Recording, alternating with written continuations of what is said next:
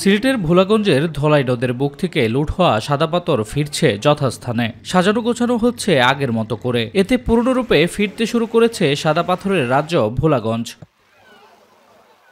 কঠোর অভিযান চালিয়ে লুণ্ঠিত পাথর উদ্ধারের পর প্রতিস্থাপনের খবরে আগ্রহী হয়ে উঠেছেন স্থানীয় পর্যটকরা, আসছেন দেশের অন্যান্য এলাকার প্রকৃতিপ্রেমীরাও।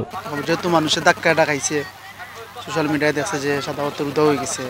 এখন আবার যদি অনেকে আছে যে দেখতে আইব যে সাদা পাথর আসলে একটা মরুভূমি হয়েছে নি।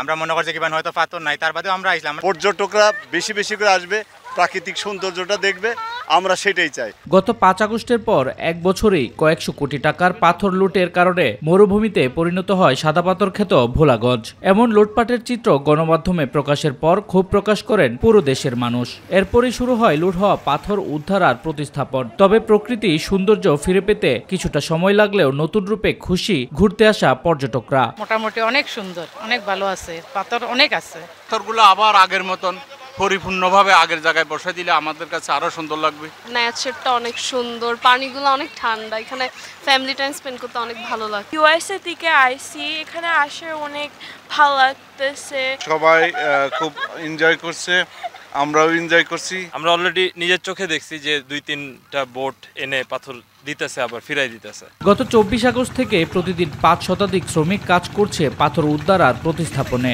এখন পর্যন্ত উদ্ধারকৃত বিপুল পরিমাণ পাথর প্রতিস্থাপনের মাধ্যমে পরিবেশ স্বাভাবিক অবস্থায় ফিরিয়ে আনার চেষ্টা অব্যাহত রয়েছে বলে জানিয়েছে প্রশাসন। প্রকৃতি যেভাবে আসলে পাথরগুলোকে এখানে সাজিয়ে রেখেছিল সেভাবে তো করা খুব মুশকিল। তো আমরা আশা করছি হয়তো এর পরবর্তী সময় কোনো ঢল আসলে বা যখন পানি আসবে তখন এটা ন্যাচারালি আরো ঠিক হবে।